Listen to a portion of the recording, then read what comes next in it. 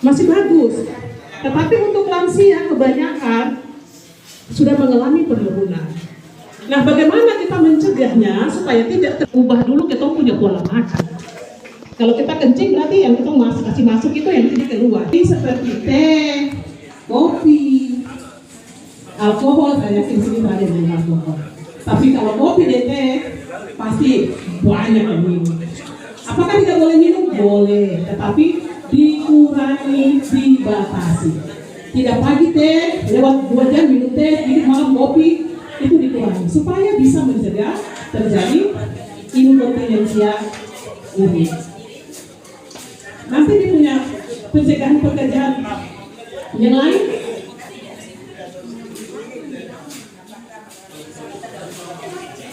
Buang air besar, minta maaf kalau BAB, jangan mengejan.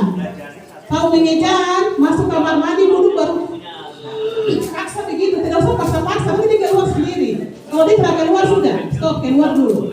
Minum air putih kah, makan sayur-sayur yang banyak, supaya buang air besarnya bagus. Karena kalau kita sering mengejan, itu akan mempengaruhi juga ketika kita kencing tadi tidak bisa menahan. Karena kita sering mengejar. Kalau untuk mama-mama, kita perempuan, mungkin karena pengaruh kita. Nah, lalu yang berikutnya itu senam kegel. Senam kegel itu jangan bapak mama atau bikin senam yang jelas-jelas yang nanti ada bebas ada. Itu pun aku punya otot di bawah ini. Saya rasa kencing sekarang ini, saya bisa tahan sampai ke kamar mandi, kasih celana jadi kencing. Itu artinya itu punya otot dasar panggung ini masih kuat.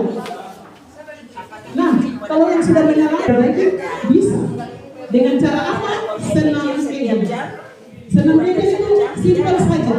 Simpel saja. Artinya kita melatih kita punya otot di bawah ini untuk kita kasih kencangnya tahan, ketemu lepas. Contoh, saya kasih contoh saya. Bisa dalam keadaan tidur, bisa juga pas dalam keadaan berdiri. Bapak udah kasih turun begini baru seperti tahan kencing. Oke, tahan kencing. Tahan kencing. Ditahan seperti tahan kencing. Ada rasa tegang di bawah sini.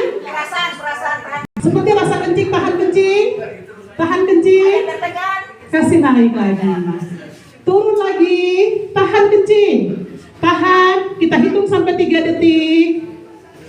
Naik lagi. Kalau silakan dulu Bapak. Bapak-bapak luar biasa. Kalau Bapak udah 3 detik sudah bisa tahan. 3 detik. Awalnya 3 detik. Kita tahan 3 detik, naik. Kalau sampai 3 detik berhasil, bisa ditambah waktunya. Bisa dalam keadaan berdiri, bisa juga dalam keadaan tidur.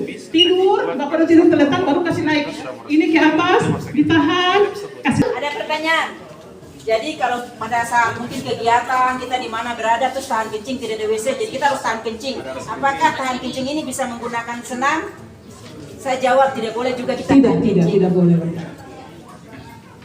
Senam ini dilakukan hanya untuk ada mengalami masalah yang kayak tadi. Kalau yang centangnya masih bagus semua, yang semuanya tidak. Tadi saya lihat ada beberapa orang.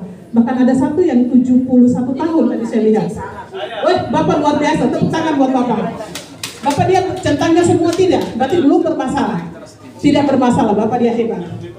Tapi kalau ada yang 12, kita latihannya seperti itu saja.